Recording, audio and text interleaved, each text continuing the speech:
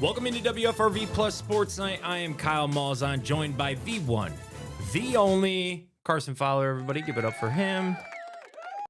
And when it comes to the Packers in the playoffs, crickets. Jesus. All right, so today was the start of the offseason for the Green Bay Packers after falling in Chicago 31-27, another fourth quarter collapse. I don't really want to spend much time on that game specifically. I think we can go an overarching theme of the season and still hit on the game, but what's done is done, and the Green Bay Packers will enter the offseason with a lot of question marks that start with their head coach, Carson. Yeah, and I think ultimately the sentiment from the guys in the locker room today was that they want him back. Yeah, and I think here's the thing. There's problems and real concerns with Matt LaFleur as the head coach, but he is really smart. And I think what was damning about today was that he hasn't lost the locker room. And whatever way that Ed policy and how this thing shakes out, right? I think that's an important piece because once you lose the locker room, there's no coming back from that, right? I mean, it sounds like what ESPN reported that he will be back, but it takes two to tango. Yeah, I think it's just whether or not the two can find an agreement that's worthwhile for both sides. I mean, I think in my mind, it would be a short-term extension, maybe 2 years. We'll see. Maybe 3. Yep. And I think the money will be a big thing as well. Yeah, I mean, there's a few ways that this can go. Is that Matt LaFleur looks at this extension. You're looking at video right now from Packers locker room cleanout. There's a few ways that this can go, right? I mean, Matt LaFleur could get a contract extension presented to him. He doesn't think he's worth that low of money, and they just can't get one done. Or there's another side to this, right? That the Packers want LaFleur, but the two parties can't come to an agreement. I remember we said on Sports Extra, I asked you, do you think he's going to have a contract? Like, do you think he'll be the next coach of the Packers? And you said, no, I don't think so. I still don't think he should be, but I think he will be. Got it. That was my next question. Yeah, I don't think he should be, but I think he will be. I liked what Bill Michaels said on X the other day. Yeah. He said, you lost your opportunity to be the Packers head coach because it's a very worthwhile job in the NFL. Probably top 5. You want to go injury to insult? Rob Demovsky of ESPN pointed this out on X today, that the Green Bay before I say what I'm about to say, history finds a funny way of repeating itself. The Green Bay Packers only had 10 players on the field for the final PAT that the Chicago Bears kicked to win the ball game.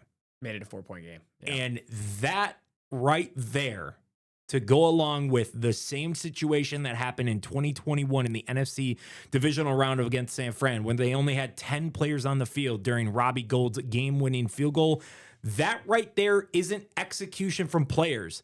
That comes down to just coaches looking at the field and counting numbers. Yeah. That's a failure. Like, you can second-guess play calls, you can second-guess decisions. You send 10 players out there and you lost by 4 points near the red zone.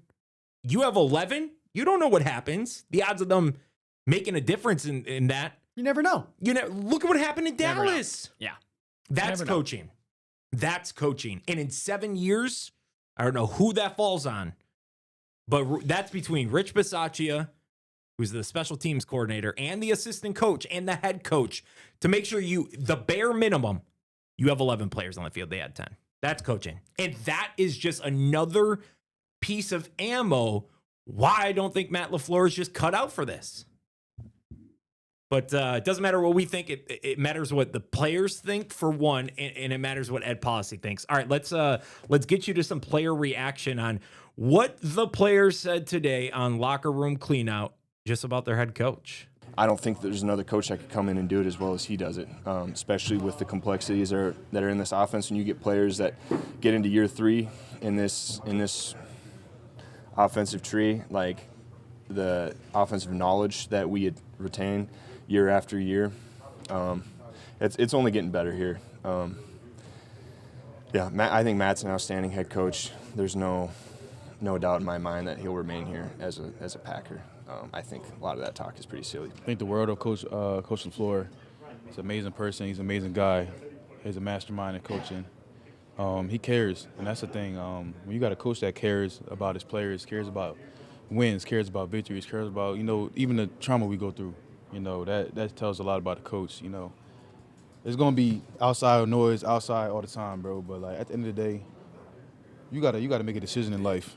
People want to talk about you the day you die. You know what I'm saying? You gotta understand that you could control your future. So that's how I feel, and that's how a lot of people feel. So that's how we're gonna go about it. He meant a ton. He's definitely. I can speak for myself in terms of what he's meant to me. But he's definitely pushed me to be a lot better of a player. He's definitely a coach that I want to go out there and play for 100%. He's meant a lot to me.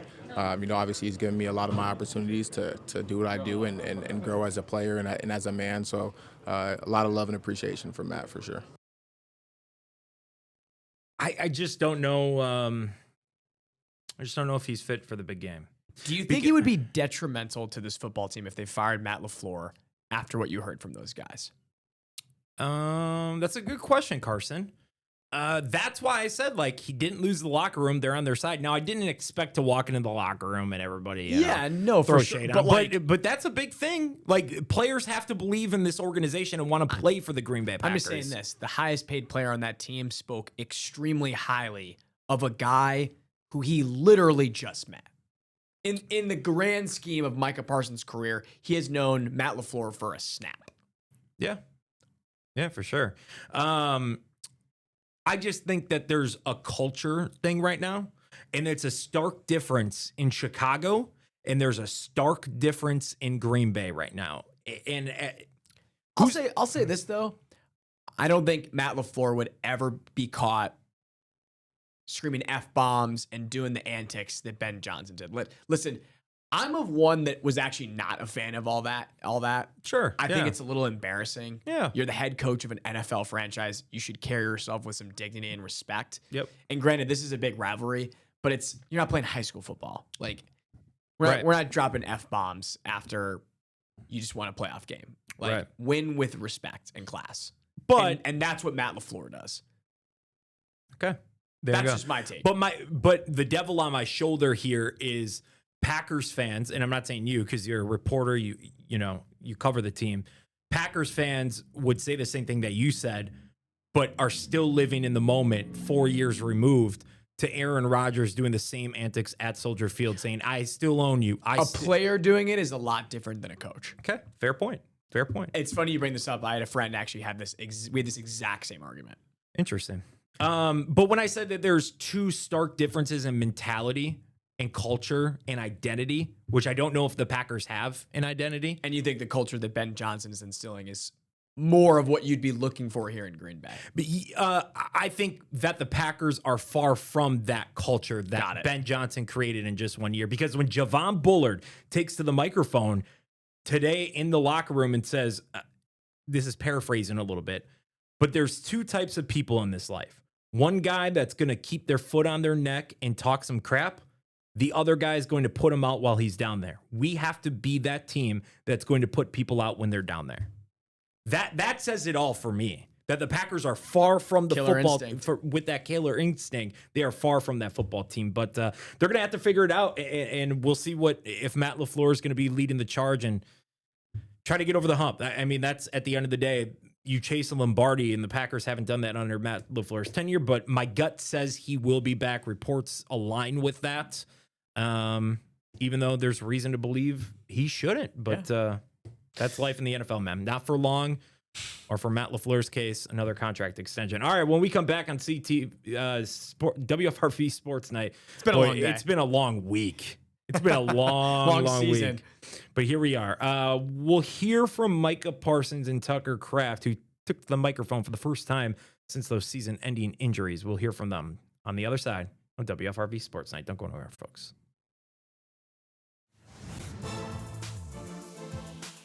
Welcome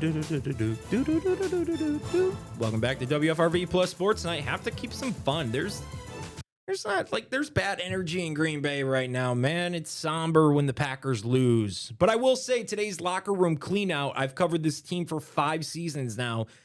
Kind of aging myself, Carson. Okay. A half decade that I've covered this football team now. Pretty crazy, but this was the first Packers locker room clean out day. Usually I walk in there and it's far and few between that you get to talk to players, but we heard from a lot today. I was not expecting to hear from Micah Parsons, nor was I expecting to hear from Tucker Kraft. And we heard from both of these guys for the first time since their seasons went down the drain due to injury. Both coming away, unfortunately, with an ACL tear that put them out. But after talking to them, it seems like they're down right now, but they're not out for next year, which is good. Yeah. I mean, just listening to them speak, it actually almost got me frustrated because What could have been? really, man, like what could have been? I mean, just think about the season that Tucker Kraft was having, Yep. the season that Micah Parsons was having, the season that Devontae Wyatt was having. I mean, there's a grocery list of players that you can say that exact statement about, right? Yep. And for Green Bay just not to have those guys, you're almost happy with them being 9-7-1 in the playoffs in the first place because Right. it's just brutal. It's brutal everywhere. I've actually, in my time as a watcher of the NFL, I've never seen a team so badly injured, maybe besides the 49ers from last year. And they finished 5-12. Right.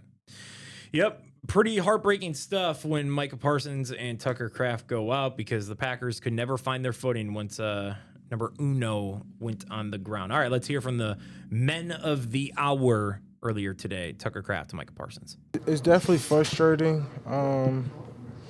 This injury has put me at the top of humility. And I think for most of my life, I felt invincible, never really sustaining a major injury before. And, I kind of lived my life like that, and I played like that until I wasn't invincible anymore. And you go to a real share of appreciation. I never cheated the game, but, I saw a video and I told the guys today, life has a funny way of showing you suffering, and you got to be willing to accept the good with the bad. And God let me maximize this season. I was more hurt because I knew how many people I was letting down when I got hurt and where I wanted to go, especially with the trade. But I think he put me in a position where I could see things from a different lenses. From my family, from my teammates, how I need to approach the game, bring people along with me, and challenge myself in different aspects. I asked for strength, and he gave me this position to make me stronger. That's how God works. I asked for courage, and every day I have to build courage to fight through this injury and push myself in different ways of the pain, accepting reality like I've put out there. And, I know he don't put fear in us. He puts love, discipline, and that's kind of what I've been accepting and realizing. And it's been making me a better person from it. So I'm appreciative where I'm at right now. Surgery's going good. The knee feels good. So I'm excited to where I'm going to be at when this is all said and done. Most people, when they talk about an injury like mine, they talk about it as a setback that they thought was necessary for their career, for their mindset. I disagree. I would say that I felt like I was on the cusp of putting together one of the greatest seasons by Packer tight end, and that was something I was looking forward to, was just, leave my legacy on this game and playing as hard as I could every snap for this team, because at the end of the day, the guys in this room, they mean so much to me. And when I wasn't able to be out there for the last, month and a half, 2 months this season, it was really hard on me because I had to, I stay at home and I had to watch us play games, difficult games, wins and losses, and just knowing that if I would have been out there and contributing, maybe things would have gone different. But at the end of the day, my injury is my reality, and all I can do is work and come back to be a better Packer than I was before.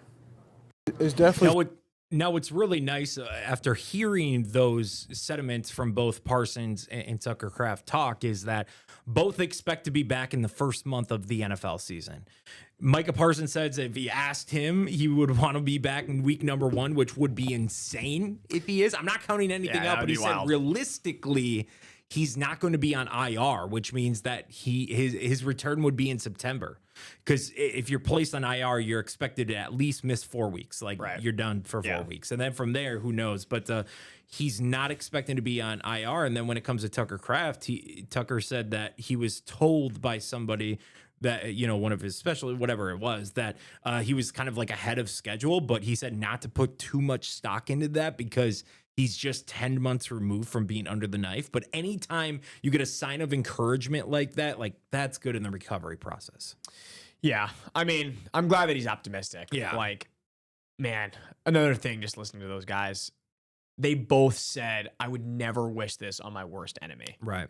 And Tucker even said, Micah's saying he can't even sleep at night. Yeah. I thought Tucker said it best. I mean, we know that he's a transparent guy and he's not going to sugarcoat anything. When players get injured, they say the cliches I'll be better for it. And whether they believe that or not, that's kind of the mindset you have to have when you see your darkest days.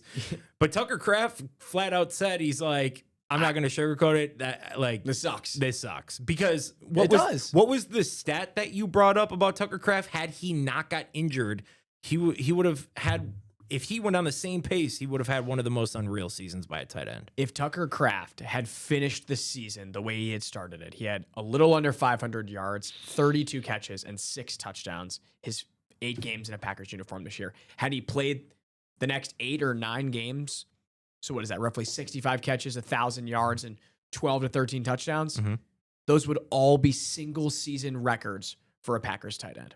Yeah, which is nuts. That just goes to show he was literally putting together one of the best seasons that not even just a Packers tight end, an NFL tight end could ever put together. Tucker Kraft, if he had done what he did this season, he would have cemented himself a legit argument as the best tight end in the NFL. Yeah. He's already in that tier.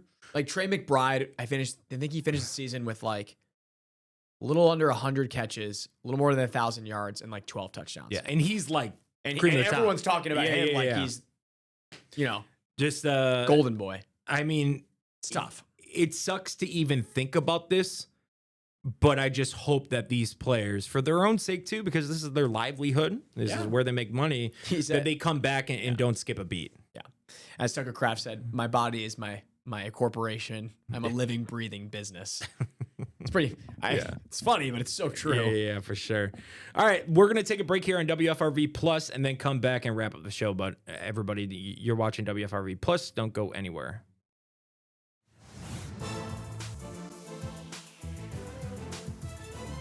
Welcome back into WFRV Plus Sports Night. I'm Kyle Malzahn. He's Carson Fowler. Wrapping up somewhat of the Packer season. We heard from everybody that we could from in the locker room. Like I said earlier, it was one of the busiest locker room cleanouts that I've ever seen. So, which is pretty remarkable. It made our lives pretty crazy today, but this is why we do the business, so that we can give you guys just the latest information.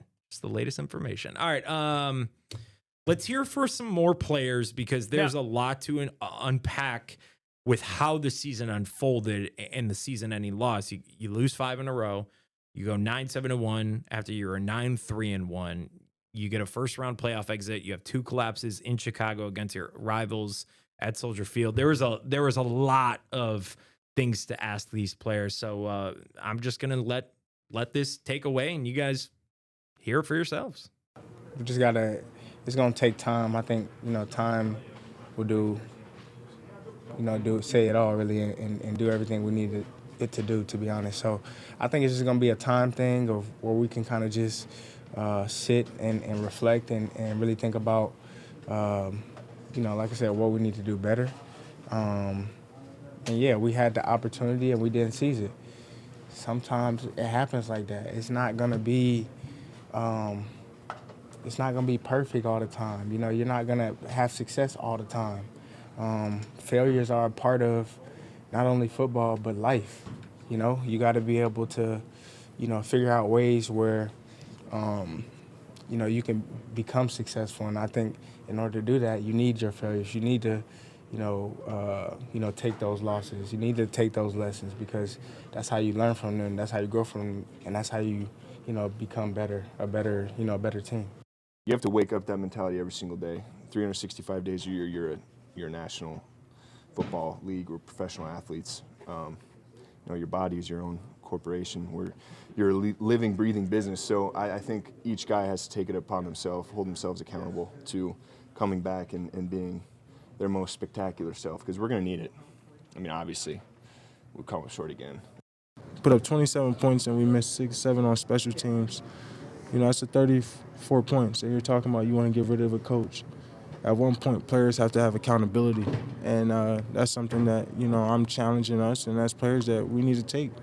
We need to have accountability. How do we let that game go? You know, like coaching can only do so much. It's about timeouts and X's and O's great. But sometimes it's about playing football at the same time. Put up 27 points and we missed. So obviously these players disappointed, rightfully so, how this season unfolded and ended. Before we wrap up the show, I want to talk about Jordan Love a little bit. The quarterback has never talked, at least in my time covering locker room cleanouts. I don't know what it was like before I stepped in the building covering this team. But we didn't hear from Jordan Love. Last time we heard from him was after that loss in a game that he scored 4 touchdowns, over 300 yards, and did pretty much everything but win the game. And So close to being perfect. And after looking at the tape, I don't know what he could have done differently. Like, Jaden Reed on that final drive had a chance to really flip the field when time was against their side. Christian Watson. That's what I was just going to bring up next. That throw to Christian Watson, it's your third or fourth? I think it's his fourth. Yeah, fourth. 2, 3, 4. Yeah, fourth. It's his fourth. Christian, you're in your 4th season in the NFL. You just have to have the awareness of getting 2 hands. Was it a perfect ball? No. But that could have been a touchdown. It's also like, dude, your season's on the line. Yeah. Like, if it hit your fingers, Yeah. it should probably come down. There was a lot. And isn't that the kind of like the storyline of this Packers team of like, there's so many fires to put out. You just can't blame it all on one guy. Yeah. Like the pre-snap penalties. I'm not just talking about this game. I'm talking there's a million things. Like drop passes, bad protection. And which is why I think a lot of people just want to change in Green Bay when it comes to head coach, but it doesn't look like that's going to happen. Let's hear from Christian Watson, shall we? Let's chow. I mean, we just talked about the catch. I think he thinks he should have had it too, but we'll hear from the man himself right now. I mean, I definitely, it's easy to, go back and say, you could have done this, could have done that. But I mean, if I could go back, I would definitely, just try to run through that a little bit more. Try to get 2 hands on it for sure. I mean, for me, I saw the first window. Obviously J Love had, pressure coming in. So he was just trying to get it over that backer. So I mean, I think honestly, if I'm just being, really self-critical of myself, I kind of slowed down just to try to get in that first window, just, for like one step. If I'd have been able to just, run all the way through there, I think I, could have made that play for sure. I mean, I definitely, it's easy to, go back and say, you could. All right. So obviously some plays you want back, just like any NFL team or game. Other news coming out of the locker room, which should have started the show with this, was that Sean Ryan, he went down on that final drive, but this has just dawned on me in that final drive. That Sean Ryan went down, caused a 10-second runoff, so the time was against the Packers right there. We talked to him in the locker room today. He said he came out pretty much clean. It's just a bone bruise, so things are good there. But the biggest storyline is Zach Tom. Zach Tom, partially torn tendon in his knee, likely going to have surgery, which... I mean, Matt LaFleur said everything's on the table. That's the way that Tom's leaning. And he's going to not miss months, but I mean, that's like a 5-6 month recovery time. Yeah. So hopefully he's good for OTAs and stuff like that. Carson, did you want to add something? Yeah, I did. I forget if it was Joe Thomas or whoever it was. It was like a former NFL offensive lineman. Mm-hmm. And they retweeted a post of Sean Ryan coming out of the game. Mm-hmm. And the comment or the post was, the only reason you should be coming out of that game is if you snapped your neck. Yeah. For a bone bruise. Like, I mean, you know what's at stake. Yeah. Like, he's like, it was if it's you're either dead or you can't walk. Jesus.